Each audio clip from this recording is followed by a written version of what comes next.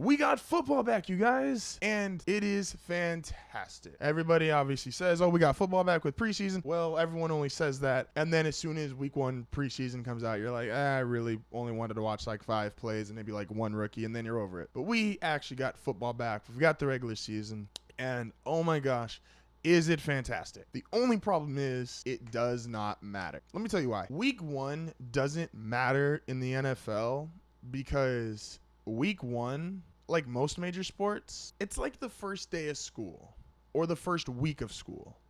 You're all excited, you're ready to go back. You know, you're going to have new teachers, new classmates. You're like, yeah, first day of school, let's go. We're going to come out with all this energy, and I'm going to do great this year. And then you realize it's like every other first day of school that you've had. And you're there, you're excited for about 30 minutes, and then you're kind of over it.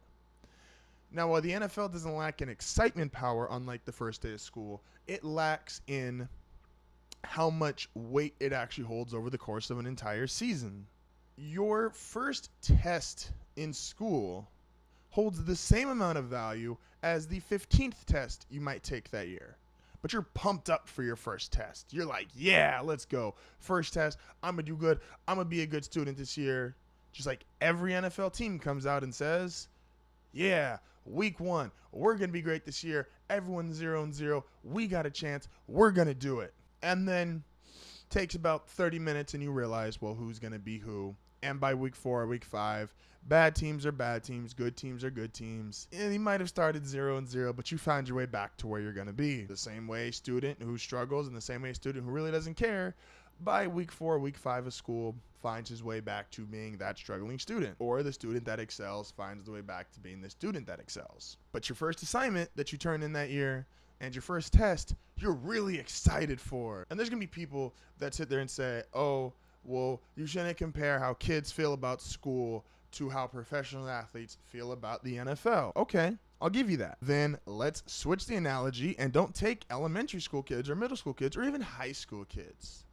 Take college kids. When you have college kids, these are people that are paying for their classes. These are people trying to shape their careers and trying to move into their futures, right? Kind of similar to the NFL. What do people do for the first day of college? They're really excited. They're ready to go. They're maybe back in school after taking a year off, which almost never happens. They're maybe just starting, coming right out of high school. Maybe they've refound their passion and they're finally ready to go to school. And despite all of those factors, colleges still have a 30 to 40, the number I looked up yesterday was a 37% dropout rate after the first 2 weeks. Because those people that really weren't into it found out they still really weren't that into it. The NFL teams and NBA teams and Major League Baseball teams that think, yeah, everyone's 0-0, we're ready to go, we're going to be good, after a few weeks realize they're still pretty bad. There's very few times week 1 is actually indicative of something.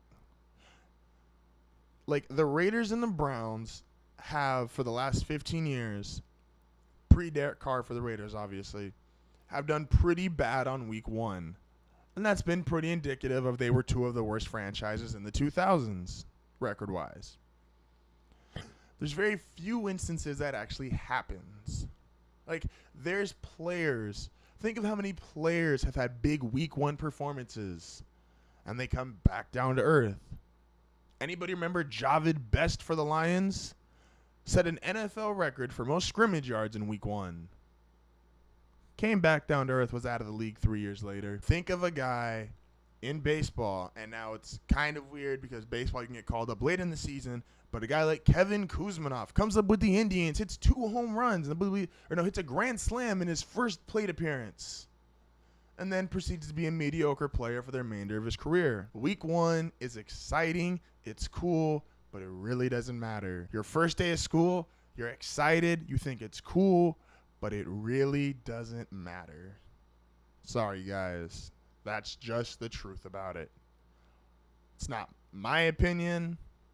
Well, it is, but it's just facts. Look them up. I got stats to prove my argument.